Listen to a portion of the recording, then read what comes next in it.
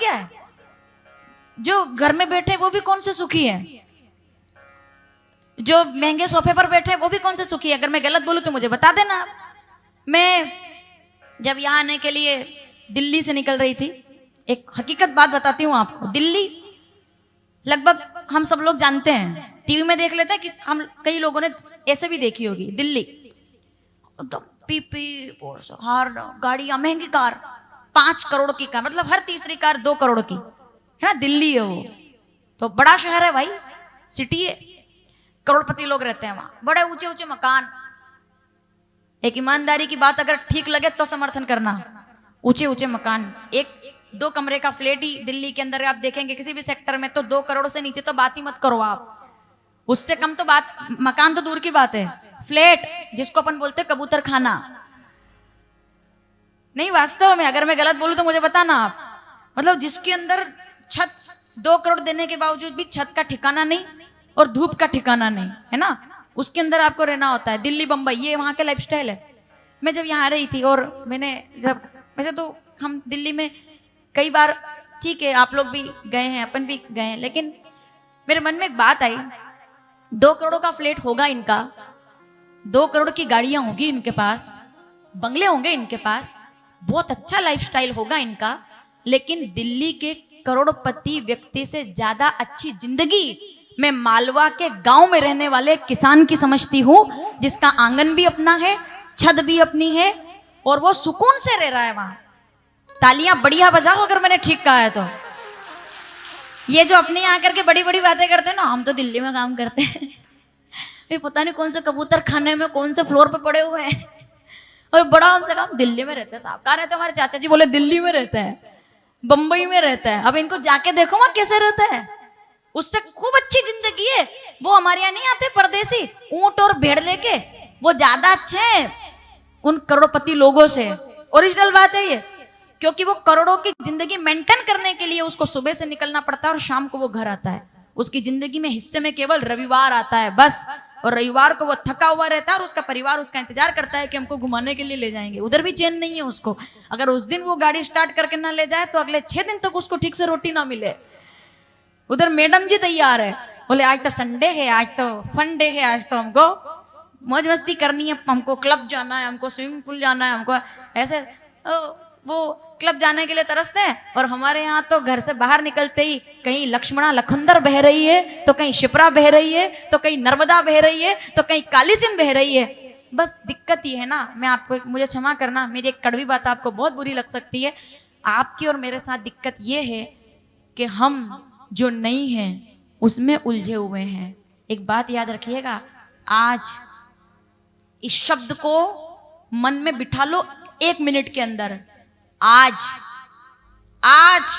वही कल है जिसका इंतजार मैं कल से कर रहा था।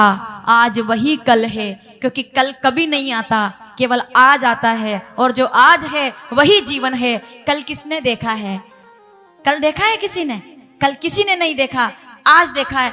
एक बात मैं निवेदन करना चाहूंगी, जो नहीं है उसका कोई महत्व नहीं है, लेकिन जो है मेरे शिवजी ने दिया है, और उसके लिए मैं शिवजी को प्रणाम करता हूँ। सुबह उठे, अगर आपका नियम नहीं भी है ना तो यह नियम बना लीजिएगा मेरे साथ। मैं आपको कोई भी ऐसा नियम व्यासपीठ से नहीं बताऊंगी, क्योंकि मुझे अपने जो वस्त्र मैंने पहना है उसकी बहुत मर्यादा को रखना है। मैं ऐसा कोई नियम आपको नहीं बताऊंगी जो मैं अपने जीवन में फॉलो ना करूं। मैं वही बात आपको बताऊंगी जो मैं खुद करती हूं। अगर केवल उपदेश देना संन्यास नहीं है, खुद चलना और फिर उसको जी करके लोगों को बताना, उसका नाम संन्यास है। संन्यास का मतलब ये थोड़ी है कि हम भाई ठीक है अब ले लिया संन्यास, अब काजू बादाम खा करके मस्ती में, नहीं, खुद चले हम उस पर। तब लोग कपड़े को देख करके कभी प्रणाम नहीं करते। लोग, इंसान कपड़ों से नहीं अपने त्याग से महान बनता है, अपने तप से महान बनता है। उसके लिए बहुत जरूरी है कि वो त्याग करे और खुद करे, तब वो दूसरों से कहे। आप कल से ही नियम बनाइए। नहीं, कोई मंत्र नहीं आता, कोई बात नहीं, कोई पूजा नहीं आती, कोई जितना आता ना ठीक है, सबसे उठते से ही कुछ करना है। अगर आपको पहला नियम बनाइए, आप मेरे साथ बना सकते हैं, कल से ही बनाना है आपको। इतने भावुक लोग हैं, मतलब सुना बाद में, पहले हाथ उठा दिया। अभी मैंने कह दिया कि कल 108 डुबकी लगानी है गंगा में, तो कमाल करते हो। सुनो जरा, कल से ही नियम नहीं, नियम क्या है? जीवन सादगी है। इस दुनिया में सबसे कठिन क्या है बताऊं मैं आपको? सादगी। ये बहुत बड़ी बात है, इसको समझना आप। जीवन में सबसे कठिन है सादगी। सब मिलता है, सादगी नहीं मिलती। बनावट मिलती है हर जगह, रिश्तों में, चेहरों में, बोलचाल में। पहले नहीं था ये सब, बहुत मामला सीधा और सपाट था। जो इंसान जैसा होता था वैसा दिखता था, वैसा ही बोलता था, वैसा ही सोचता था। अब दिखता अलग है, बोलता अलग है, सोचता अलग है, करता अलग है। आप पलटोगे नहीं, उसके पहले आपकी 10 बुराई तीसरे को सुना देगा। ये आज का इंसान है। मतलब ये स्थिति है कलयुग की। ये कोई मैं आपको कहानी नहीं सुना रही हूँ, ये ओरिजिनल है।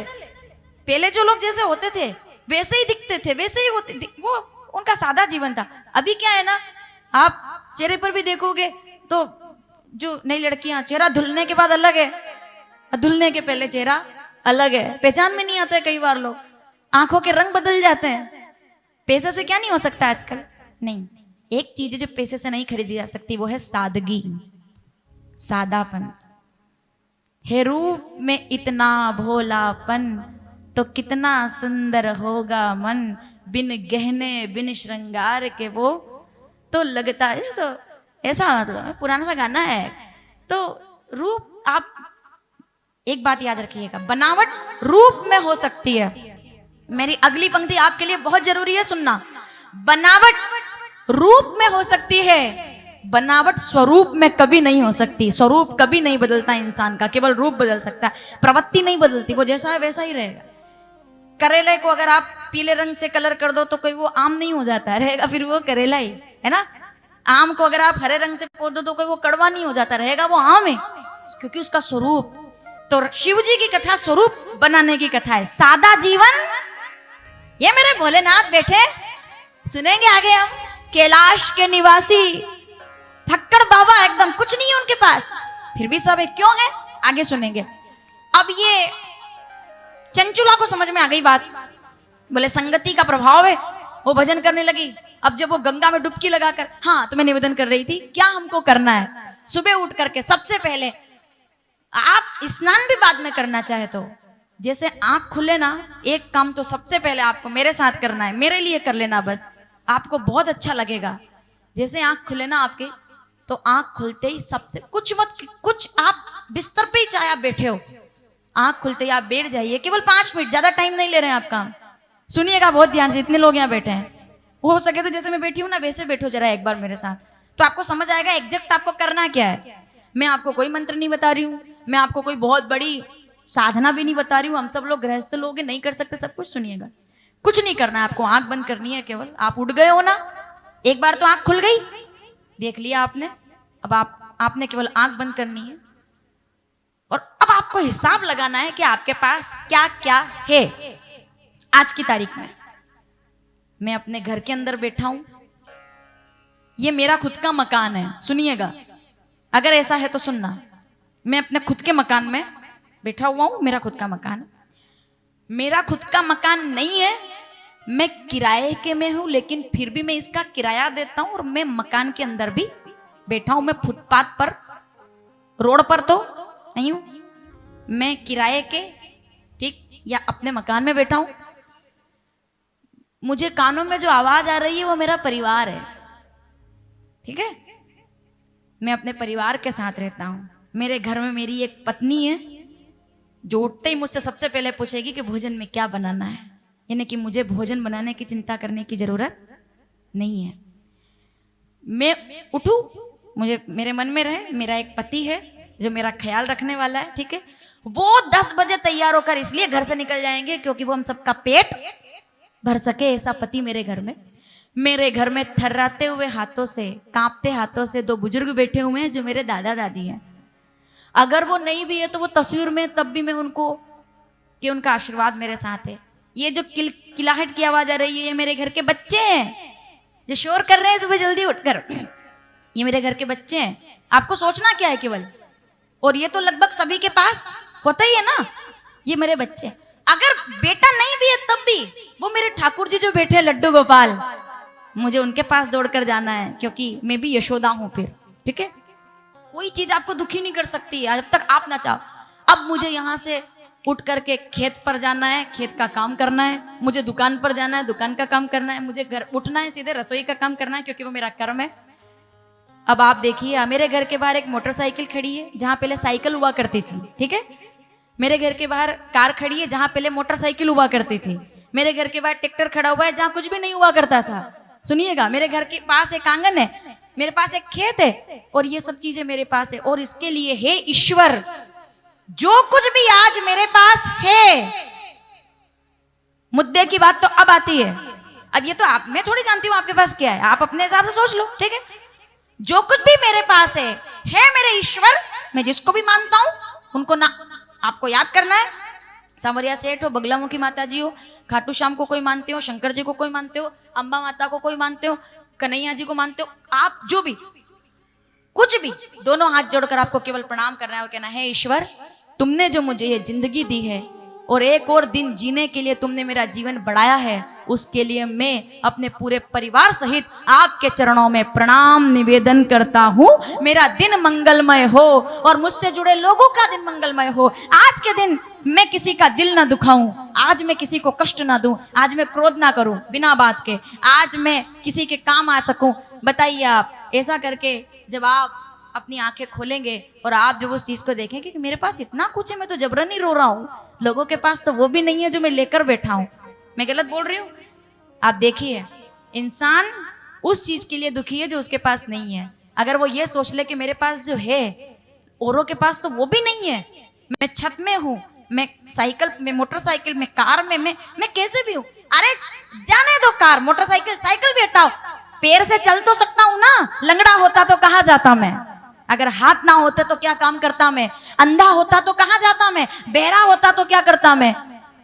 आप सुन सकते हैं जितने लोग सामने बैठे हैं? अरे गर्दन तो हिलाई है, हाँ सुन सकते, भगवान ने कहा नहीं। आप बोल सकते हैं? आवाज नहीं आई मुझे। अब बोलने का मतलब थोड़ी क्या ऐसा नहीं, हर हर मतलब लगभग सब बोलने वाले ही बैठे हैं, ठीक है। हाथ सभी के पास है दो, हर हर। अब पैर का तो मुझे पूछना ही नहीं, क्योंकि तब तो आप चल के आए, तो आप यहां पर हैं, ठीक है। हृदय, बुद्धि, मन सब कुछ है, और ईश्वर ने इतनी कृपा, और आपके पास इतना खूबसूरत परिवार है कि जिस परिवार ने आपका बैग तैयार करके आपको यहां भेज दिया है कथा सुनने के लिए, तो आप करोड़पति हैं, क्योंकि आपके पास ये चीज है। इतनी सी बात तो समझनी है। अब बताओ कैसा लगेगा आपको जब आप सुबह से ये सोचोगे तो। नहीं तो अखबार खोल के पढ़ लो कि आज उज्जैन में मर्डर हो गया, आज शाजापुर में चोरी हो गई, लो बताओ मोटरसाइकिल उठाकर भाग गए। यही तो करते हैं ना हम लोग, हम अखबार पढ़ने बैठ जाते हैं। जैसा चिंतन वैसा दिन होगा आपका। चिंतन अच्छा रखेंगे तो दिन अपने आप निकलेगा अच्छा, सकारात्मक। अच्छा सोचेंगे अच्छा लगेगा। नहीं नहीं, बहुत अच्छा है, आप अच्छा सोचो ना, जो नहीं है उसमें आग लगाओ, जो है उसका आनंद लो। आज तो है ना मेरा, ठीक है, मेरा बच्चा वो भी बड़ा होगा तो भूखा तो वो भी नहीं रहेगा, दाल रोटी तो खा ही लेगा वो। ये इतना सा सोचना है, बस इतना सा।